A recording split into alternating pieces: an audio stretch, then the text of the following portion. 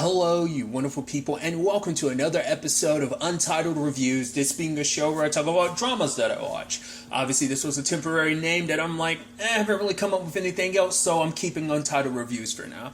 Basically, this is like reviews that don't really fit in any other three categories, not to comic book, super fantasy, or crime-centric. So, going forward, the intros will be a lot shorter, so I'll just kind of keep it simple, but I figured I might as well explain it, at the very least in this one. But for today's episode, I'm going to talk about the series premiere of The Good Lord Bird. A great series premiere. A lot of interesting things went down in this episode, so let's break it down. I watched the trailer for this, and at the time I said it myself, I was like, I didn't know what to make of this show. And at the time, I didn't realize this was actually based off a book. It actually tells you that, obviously in the intro. But this, reading up a tiny bit, basically it seems like, obviously, it's like a very, ridiculous telling of history, where it's just kind of, because I was watching parts of the trailer, like, is this supposed to be funny? Because it's coming off like a little humorous, but I think it's supposed to be like a ridiculous, almost not necessarily wacky, but definitely ridiculous retelling of history. Obviously, it's interesting how we kind of get that cold open where you get introduced to Henry, because obviously he's like, oh yeah, John Brown. And I thought it was kind of an interesting thing. Once again, this is also coming from someone who doesn't really know history that much. I'd said that at the time, and I'm saying it even more so now, that I'm hoping that at least from this, I might get like a altered telling of history, but at least there'll be some history that I can, later on look up to myself and kind of confirm. Because they make the whole point of like, all this is true, most of it happened, but obviously it's kind of like, that's probably like all things like, oh, this is based on a true story. You always got to put quotes around it. Like, obviously it's supposed to be, but it's probably like taking what we know from history and just kind of putting your own like spin to it. I think it's kind of what the book is about. But once again, as someone who's never read the book, but like I said, we got introduced to Henry, and Henry being like the one who tells us this story about being with John Brown. And I thought it was so interesting how John is loved by some black people, because it's like, yeah, you need someone crazy to kind of shake up things, but then other people are like, no, he's just a crazy white dude thinking himself a white savior, So, but it's like, and I love Henry being like, yeah, the one silver lining to him being dead, I don't have to wear that damn dress anymore. And I was like, oh, because I was under the impression the character Onion was a girl. I wasn't, but then it was like, oh, it's a dude. They just assumed, because when Henry's dad was like, Henry Ana, John heard Henrietta, so now they're just stuck in his head that Onion, that Henry is a boy. I mean, that Henry's a girl. And I think that's so interesting, because especially why Henry never corrected him, because he's like, I'm black, like, who the fuck am I going to tell a white guy, like, oh, you're wrong? Like, no, like, you just kind of nod and accept whatever they say, especially because under these circumstances, he's like, this some crazy dude, like, especially because when you got introduced to him, he's putting on the accent and everything, but it's like, he's renowned, because the moment be like, wait, that looks like old John Brown, that's old John Brown, and David Morse's character being like, are you old man James, and him being like the crazy preaching, stuff from the Bible, because he believes himself to be on a holy mission, that basically he wants to end slavery. He is an I'm going to butcher this word every time I try it. He's trying to abolish slavery. I can't say it, I can't say the word. I'm sorry. He is trying to abolish slavery, and, he believes it to be a righteous cause, so he was trying to, and it is interesting, because it does seem like there's almost like he has some luck on his side, because he was trying to get his rifle, and David Morse's character pulled the gun and fired the trigger, but it backfired on him, and it's like, oh, you would have been dead otherwise. So he tried to get them out of there. Obviously, Onion, Henry's dad ends up getting killed, so he takes Onion with him, and he's got like his band of misfits along with him and everything. And he's like, oh yeah, I get it, you lost your family, Henrietta, I've lost so much too. He even brings up like, I lost my pet squirrel I had for 17 years or something like that. You over the course of the episode, you just see how crazy he is, and it's just like how off the walls he is. He offers Henry a onion, and it's like, Henry's like, oh, it looks disgusting, this is crazy, but it's like, I'm hungry, so I don't want to kind of piss him off either, so I eat it. But it's like, no, that was his lucky thing, because it's like, as long as I had this onion, nothing really struck him or anything. So it's like, yeah, he had a lot of luck on his side. He'd probably say he had the Lord on his side. And obviously there's this whole like the feather from the good Lord bird, and now you kind of get where the title of the show comes from, because it's from this like very specific bird and everything, and him giving Henry Onion the feather, because the name Onion comes from one of his sons. And I thought that was so interesting that this ragtag group of people is a group of people, because even Onion talks about it. Like, the fact of the matter is, there's like so many different people. You got a Jewish guy, you got an Indian guy, like you got so many like people from different backgrounds a part of this. It's a literal group of misfits led by an insane misfit himself. So that was just kind of an interesting thing. But obviously for him, it's all about getting revenge against, Dutch, who was the one who owned Onion. And it's like, oh, I want to get revenge for you get justice for your father, like, kind of took it upon himself. Because there's also, like, was it Reverend Martin? And, but the way he was talking, like, Frederick, one of, John's kids, didn't like that because Onion was his friend. And it's like, because even Onion was like, John Henry was like, yeah, he might, be a little simple-minded, but the fact of the matter is he's a good-hearted person, and just the time they spent together and everything, and even Onion giving him the feather and everything. It's like, I can't tell you where I got it from, but here you have it. And I was like, oh, just, it's like, but Frederick being like, you're not going to talk about my friend like that, and even Onion being like, yeah, John's going to regret not dealing with Reverend Martin then and there, because eventually it's going to cost him down the road. It's going to cost him a life of his son. And the fact is, they set that up. I was like, I knew out of anyone it was going to be Frederick, just because Frederick wasn't going to pull the gun on him and everything. But obviously, like, one of my favorite bits in the episode, it's like, yeah, like, he could go on, like, and just when you think he's wrapped up his, like, prayer before dinner and everything, he goes off on another tangent, and it literally went from, like, it was kind of nightish to full-blown it's nighttime, and it's like, they've been standing there for, like, 3 hours, and one of his sons had to be like, damn it, Dad, all right, let's just end this here. And his dad's like, I'm sorry that my son did, amen, and it's just like, all right, we can finally eat. And even later on, I love it, it's like, he's like, no, Dad, let me lead it, and he's like, and he says like a single line, and he's like, amen. Everyone's like, all right, let's get to eating. So it's just, I love that being a bit about just the fact is that he's so crazy, he's so off the wall that like one thought bounces to the other, and he goes on this diatribe, and it just ends up being a whole thing. But obviously they go find that other dude that was at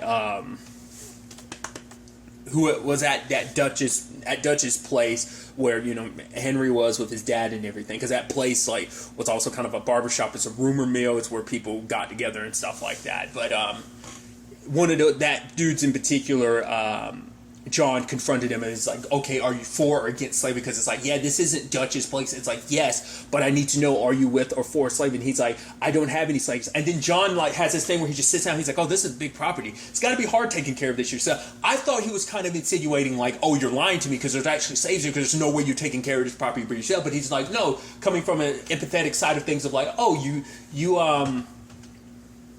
it's got to be rough looking after a place of this magnitude on your own. But it is a thing of like, do you support, it's like, yeah, you were given this property, so you have to vote. He's like, yeah, I vote twice a year. So, whatever they need me to be. But it is still the thing that he doesn't fight against the system. And obviously for John, it's like, that's an issue. You're either for racism or you're against it. And obviously for him, it's like, I'm not trying to, because he says the N-word and John's like, I don't like that word. He's like, what word? And that's the fucked up nature of it. He's like, oh, because he's like, what word don't you like? It's like, he doesn't even recognize the fucked upness of him saying it, And so, I mean, once again, am I so surprised? It's like, no, it's the times. It makes sense given, it's like when that's your worldview and that's all you have, like obviously there are rare cases of people who didn't share that worldview. And obviously for him, in John Brown's mind, it's like these people are just as equal as us, like they, And so they end up taking Home Dude and, have him out.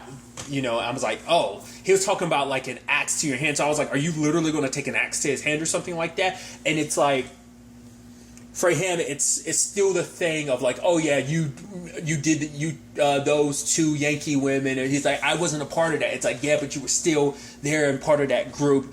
And obviously one of his sons was like, we don't have to do this. He isn't the person we came here for, but at the end of the day, his dad's like, the fact of the matter is, if someone came in, took your mom and your sister and, took them and, raped them and did all the horrible things that's been done to,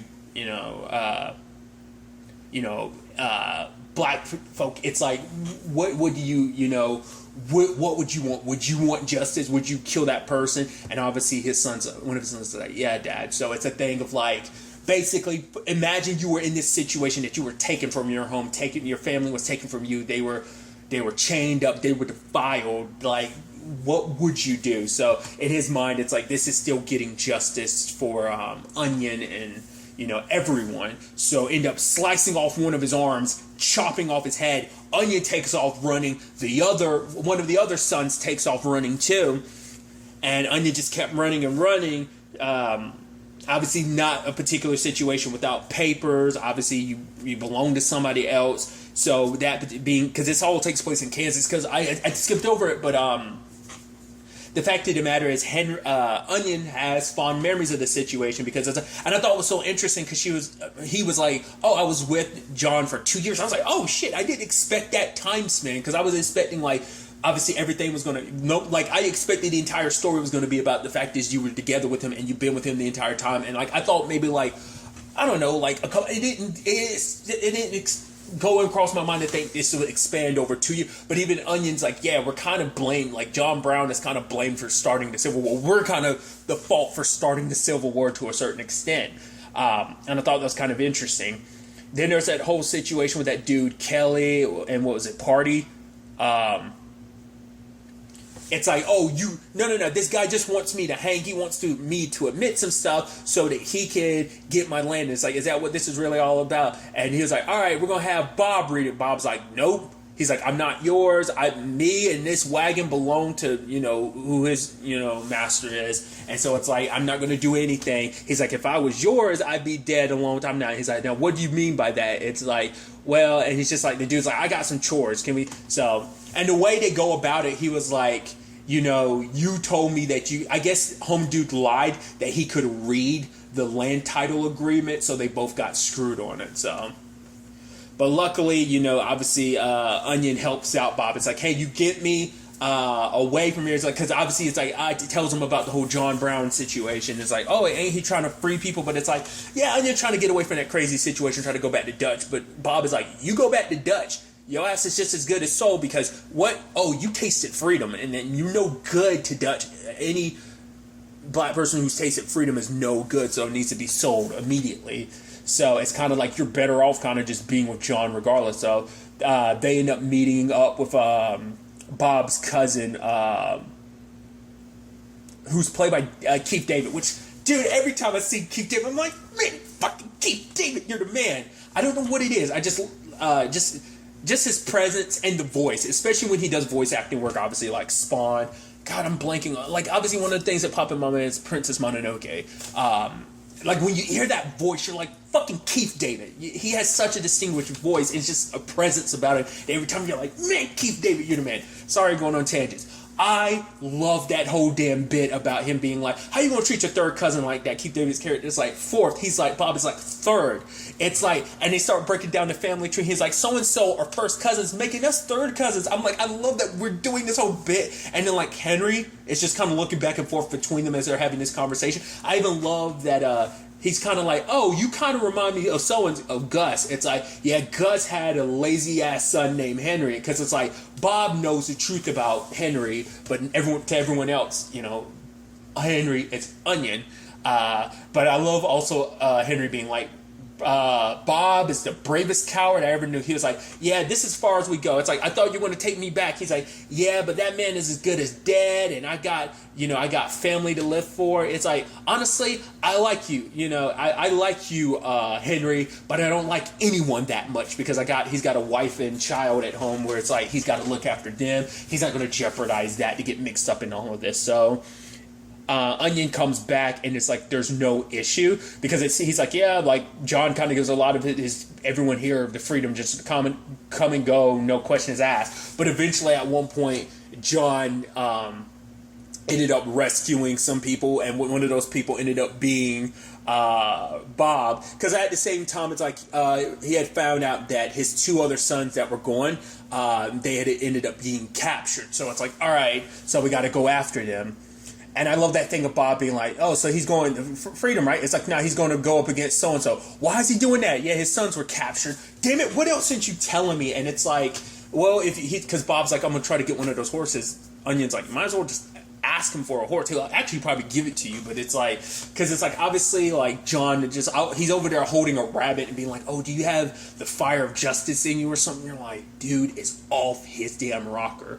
So, and I love that, like, I couldn't help but laugh, like, Onion, like, obviously Henry's awake, and he's seeing Bob's waking up early, getting ready to roll out, but, try and take one of the horses, but here comes John being like, nope, like, we gotta go, Robert, you're up early, alright, get Onion ready. He's like, I don't know how to use a gun. He's like, alright, that's okay, and hands him a sword, and it's like, okay, so Bob's plan to escape backfired on him, because he's kind of joined at this, and so now there's the whole situation of like, hey, the guys we're trying to get to are across from us. They have John's sons, because it's like, what do we do? And he's like, well, I'm gonna go to talk to the Lord first. Then another group shows up, and it's interesting because obviously, like, Henry asked, like, who are they? And it's like they're a group hired by the Six. They're basically, I guess, like, he's like fat white dudes who basically don't want to get their hands dirty themselves. Like, rather than fighting themselves for the cause, they hire people out. They send other people to kind of fight the cause for them, because obviously, like, John and his kids are all of them are on the front lines for this. But it's like, they're like, we're going to go full charge ahead. They won't see it coming. And then literally all of them end up getting obliterated. So, and I love it's like, all right, so we're going to split up, and Bob, Onion, just guard the horses. And they're like, Henry is like, yeah, I was super happy about guarding the horses, except that first shot gave him our location. So you see, like, Bob and Onion, like, scrambling. Then they kind of join, like, Onion has no choice but to join the fray. And, John's like, the fact of the matter is, we've got a woman on the we got a girl on the battlefield, is kind of boost the morale about, it's like, we'll get this done. And it's like, all right, they're going to run out of ammo. So walk slow, aim low, and make every shot count. Everyone's guns pointed. Someone's gun goes off. I'd assume it's Frederick. And then John being like, God damn it. It was like a couple hours later. The other side ran out of ammunition, so they end up surrendering. I'm like, things do work out for you. You just kind of got lucky. You're literally stumbling through this. And even him being like, the dude being like, wait, you're not going to kill me? All right, can you at least tell my men you're not going to boil their skulls and stuff like that? I'm like, John's literally thought of as the boogeyman. He cut off home dude's, like, arm and head, so it makes sense when it's like, he's done some, like, crazy shit like that, so of course there's going to be, like scary stories about him perpetuated around, but nevertheless. So it's not like, all right, so now that we have that, we're going to trade you. Like, basically, John was like, I'm going to trade these guys to you for my children. Because it turns out we can also learn a little bit, because obviously it came up in conversation about, like, it's like the dress that Onion's wearing is their sisters, in John's case, his daughters, and dress, and they bring up their mom. Like, we don't know where they are, whether they're still alive or not, but it's like the people they have, it's like, they burned our farm, twice. So basically they kind of have no home to go back to. So I don't know whether that's insinuating that their mom and sister are dead. Maybe that dress was a gift, or maybe they're somewhere else, but it's like their farmland and everything. So that's what that conversation about, this is a big plot of land. Like, I think that's probably where it came from, like, why John was bringing that up, because I think they had a farmland of their own, so maybe it made him a little nostalgic and reminiscing about his own land. But it's like, you give us our son, we'll give you those guys, and I'll turn myself over. So, but if you don't, it's like, we'll aim for your heart. We might die, but at the very least, we'll know damn sure that we've taken you with us. But, John was going to, he was even going to pray, and he's like, I was going to wait on it. And I thought it was so interesting, too, about John's character, in the sense that obviously he goes about quoting the Bible, but it also seems like he does, because even sometimes his sons will throw out something, he's like, is that a proverb? It's like, it's hard to say, like, what's real and what's not. Obviously, as someone who's not that well versed in the Bible myself, but his sons will quote the Bible and stuff like that, and so it's just a lot of crazy stuff. But obviously, he ends up rescuing his sons. They end up getting away. But then there's that moment with Frederick. I thought that was so heartbreaking. just because it's like he ends up shooting the good Lord Bird, and he was like, no, and even the text saying bad omen, and it's like, it's okay, you just bring it to your dad, he'll know do. And then like the Reverend Martin comes up, and like Frederick tells Onion to hide, and he immediately, like Frederick said, hey Reverend, and Frederick immediately gets shot. He shoots him once, and he falls back, and then proceeds to shoot his body. I was like, that's fucked up. It's sad that things played out like that. And in the grand scheme of things, like even one of the dudes like, well, you do that, you killed him in cold blood, and it's like he pulled a gun on me and everything beforehand, and it's like, but you didn't have to do that. So obviously not everyone in that crew is all about what he did, you know. And obviously, you know, Onion coming over and being like, okay, you can get up now, and for him to actually be heartbroken about the situation, I thought was kind of beautiful, because despite everything, that was his friend. And for him, he realizes like kind of the messed up nature of this whole thing, that basically whether it's the North or South, there is no winning, because it's like the whole slavery situation, it's a snake in its own right, but this freedom, it costs you so much as well too, because like you cost you friends. Like the only friend you really had in this whole situation is dead now, and so it's like at the end of the day, North or South, the snake will end up biting a black person. Obviously I keep saying that just because I'm weird about, you know, I'm black, but I can say it, but it still makes me feel weird just because of everything, you know. I mean, everyone's got their own stance on whether they use the N-word or not, you know, even under these contexts of this being what the story is. It's me. I just, that's why I just keep saying black folk instead of saying the word. But regardless, it is a thing that his sons are like, we don't want, like, you know, it's like, we've done enough for this cause, so they don't want to fight in this anymore. But John kind of understands. He's like, you are brave boys. He's like, no, you're not boys. You're men. You know, it's like, I hope that one day you do have a cause worth dying for, because the people all about slavery, they believe in this so wholeheartedly, they're willing to die for it. But for him, it's like, I've only got so long left to live, and I'm gonna die fighting this cause. And he's asking, like, you know, it's like, Bob, you want to come with me? And Bob's just kind of like nodding his head no. And he's almost like, oh, disappointed. I was actually halfway expecting Onion to tag along, but it's just like, he was like, no, you guys take care of Onion. And Onion's like, I'm never going to settle, because I'm probably going to bounce back and forth between Onion and Henry. I've done it a lot over the course of this review, but I'm probably going to do it even more so in the future. But it was just the whole thing of like, it's going to be a very, very long time before I see him again. So I was like, okay, so you literally weren't with him the entire 2 years, but at some point in time, your paths cross again over the course of those 2 years between what we saw at the end, which was basically the beginning was his execution. So somewhere in that 2 year period, obviously that eventually leads you to meeting up with Frederick Douglass, and obviously so much happens in between. This was a wild first episode. I do like that the show does blend this, you know, and I'm sure the book that obviously it's based on kind of pulls from that is, it has that comedy, but it also does have the serious nature of what the show is.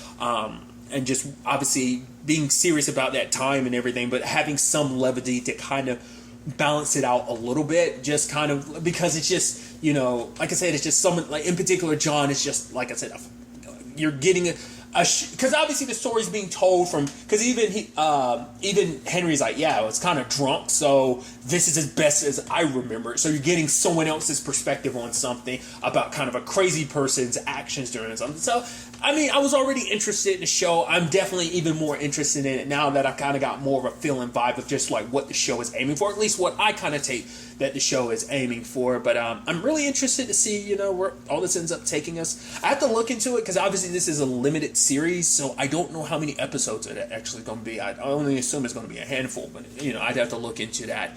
But yeah, like I said, I'm interested to see where things going to go from here. But really, that's all I want to talk about. Until the next time we meet, be happy, be safe, live life to the fullest, and enjoy it. Good day, and good